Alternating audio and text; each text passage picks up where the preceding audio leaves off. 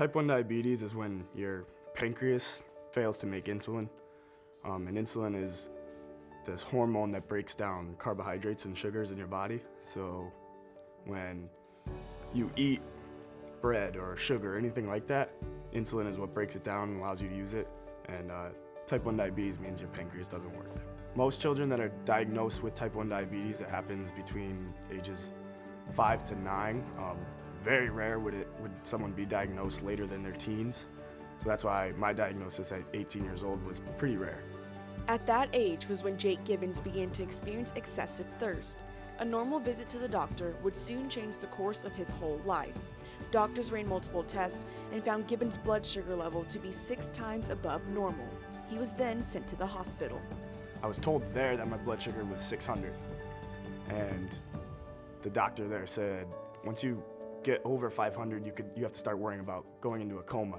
At diagnosis with 600, normal people, it hangs out between 80 and 120 and really doesn't leave that range.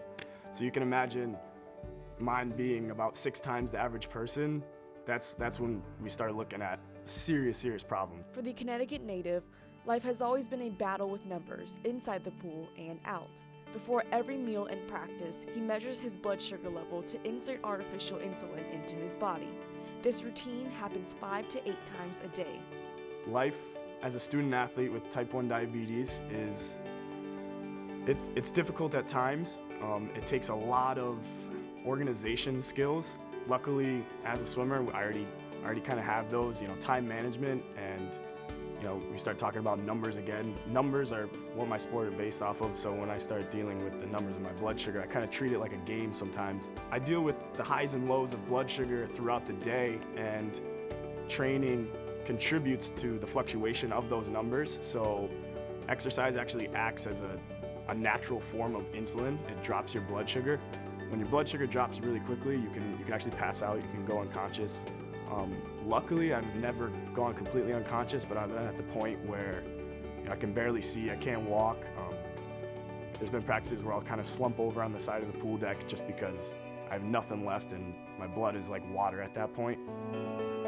All of my meals are counted. I can look at a plate and tell you approximately how many grams of carbs are on that plate, how many grams of sugar, because I have to know those things in order to supplement the insulin. So if I miscount and I put X amount of units of insulin and I've miscounted, then I could experience one of those lows or my blood sugar could shoot up. Type 1 diabetes is a disease of imperfection because you're trying to manipulate something that your body should naturally do. While it is easy to be set apart from others with any type of disease, his diagnosis has ignited a passion in raising awareness and bringing change for those that are being affected. So I've been lucky enough to be involved with a foundation called Team Type 1, and their main mission is to create equal access to diabetes medicine. There's people in countries where medicine is not readily available that can be diagnosed with this disease and die within weeks. And the fact that I'm living with this disease that can actually kill you,